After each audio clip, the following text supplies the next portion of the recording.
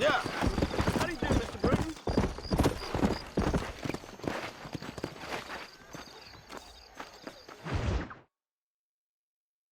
And I can tell you with no uncertainty that miracle cures are no laughing matter. I bid you good day, sir. Oh, Mr. Marston, good to see you. How have you been keeping?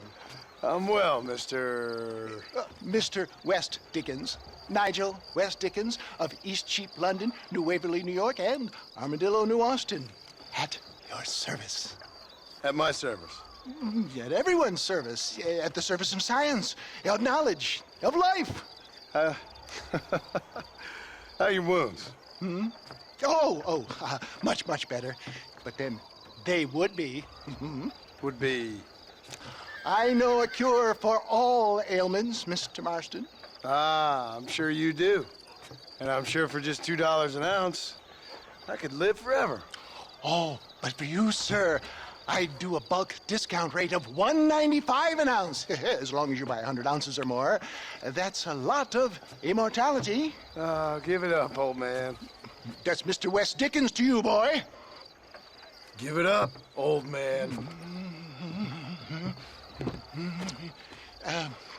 Listen, Marston, I'm broke, but this stuff is good. It works.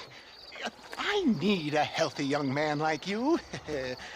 Come along, let's ride over to my newest customer at Ridgewood, and I'll explain while we go. Okay. Head for Ridgewood Farm, John, and hurry. There are people there in dire need of my tonic.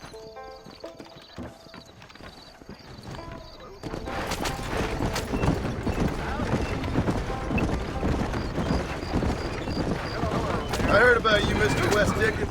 And I about you, John Marston. Hoodwinking the weak, gullible out of their hard-earned money. My dear boy, it is you who is gullible, if I may be so bold, for heeding such ill-informed scuttlebutt. You're as full of wind as a horse with the colic. I have been blessed with the gift of language, and for that I will not apologize. But the West Dickens elixirs speak for themselves. My thousands of happy customers attest to that. Those men trying to kill you didn't look so happy. If my tonic is such a sham, how do you explain the fine battle in which you find me? Last time you saw me, I was knocking at death's door. You should thank the doctor for that. I reckon you were acting it up worse than it was. Act I can, John. A more convincing Othello there has never been. And so shall you, a fair Iago or Cassio make. I don't like the sound of this. Showmanship, John. The flourish. Oh, we are operating in a competitive marketplace. Our product must stand out. For the love of God, try to stay on the road. And how does this involve me? We're going to use your God-given talents to our advantage. I'm really starting to I'll regret drop this. you off at the outskirts of Ridgewood. That way, it won't look like we came together. Once I'm set up, saunter nonchalantly into the crowd that is sure to be forming. Eventually, I'll call you up to try my tonic. After extolling the virtues, I will have you perform a few feats of wonder to amaze and impress the paying public. Such as? Oh, nothing out of the ordinary for a man in your line of work, I assure you. You hop out here, John. Follow me in on foot.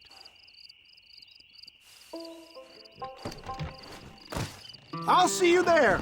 Be ready to enchant the crowd.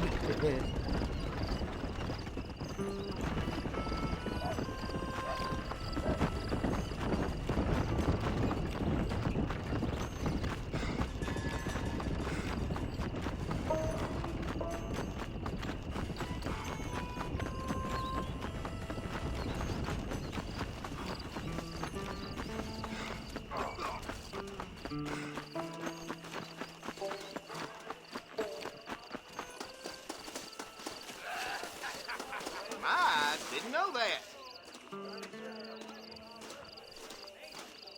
Gangrene, hemorrhoids, ingrowing nails, cancer, say farewell to them all!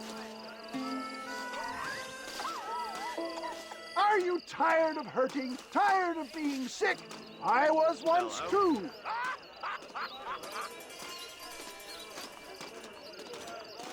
on up. Nobody loiter back there. What's that about? Hey, Friends, hard-working souls of Cholla Springs, gather round, gather round. Do you suffer from rheumatism, lumbago, acute chronic sciatic, neurologic, or inflammatory pain?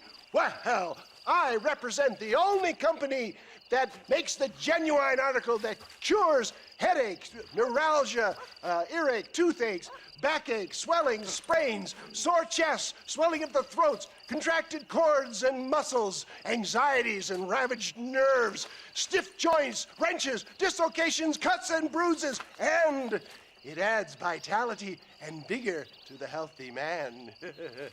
but can you prove it, old man?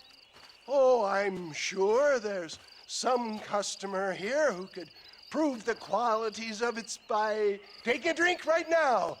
You, sir, come up here. Step right up. That's the spirit. Ladies and gentlemen, pay close attention. This poor, wretched volunteer, entirely unknown to me, will demonstrate the effects of Dr. West Dickens' own patent tonic. Be you a cowpoke or athlete, this miraculous elixir developed with the wisdom of the East keeps the muscles supple and relaxes the cords. It loosens the joints and gives a feeling of youth and vigor to the whole system. Not possible, I hear you say. Well, doubt no longer. Faith can move mountains, but I ask not for faith. I am a man of science, and today science will be vindicated. Your eyesight is greatly improved. Is that not so, friend? If you say so. That's right, it is. You heard him. What a good sport you are, sir. Now, gaze over yonder at that porch. If you squint, you may just be able to make out the skull that's hanging there. Go ahead, friend. Shoot that skull and demonstrate the miraculous eyesight you now possess.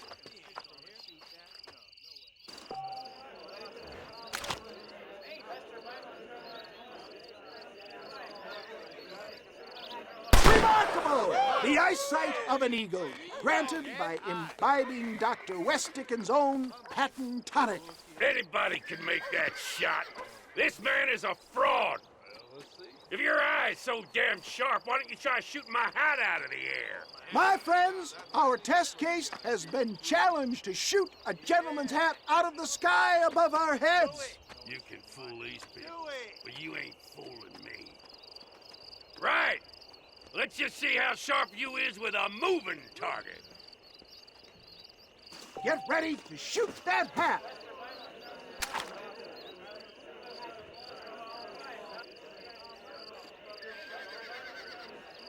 You're more crooked than a snake in a... Have you ever seen such an eye? Behold the power of the elixir, plucked out of the sky. Hey! Hey! What? You think you can put a hole in a man's hat and just walk away, do you? Hey, it don't work like that around here, mister. Come on! Are you a man or not? A challenge of battle has been offered to our volunteer. Let the battle commence! You've got some. Get off me! The power of an ox!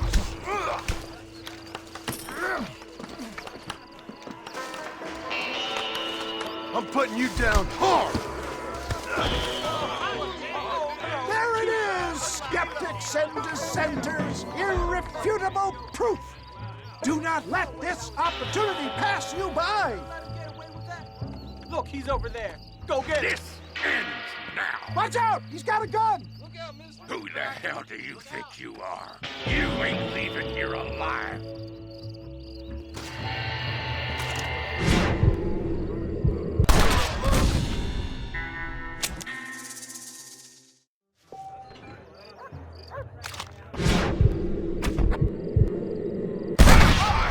Marvelous shot, dear boy.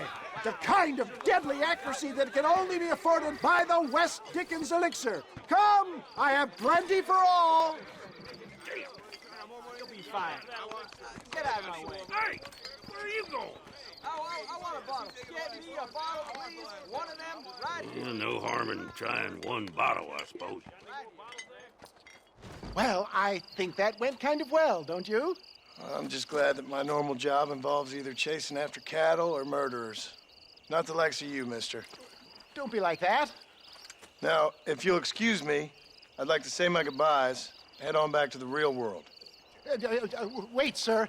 I've been thinking about your predicament, and I think I may have an idea. I've been thinking I could be your cunning Odysseus. Beware of the Greeks bearing gifts, sir. Williamson had better beware. We will make them into Trojans. I don't rightly get you. I want you to go and see my old friend Seth. He can come across as a little curious, but I'm sure you two will get on. He's most often found at Coots Chapel. He's very devout. Why see him? Because between him and me, we can get those gates to open for you, and you can walk right in, just like in Homer's great Trojan yarn!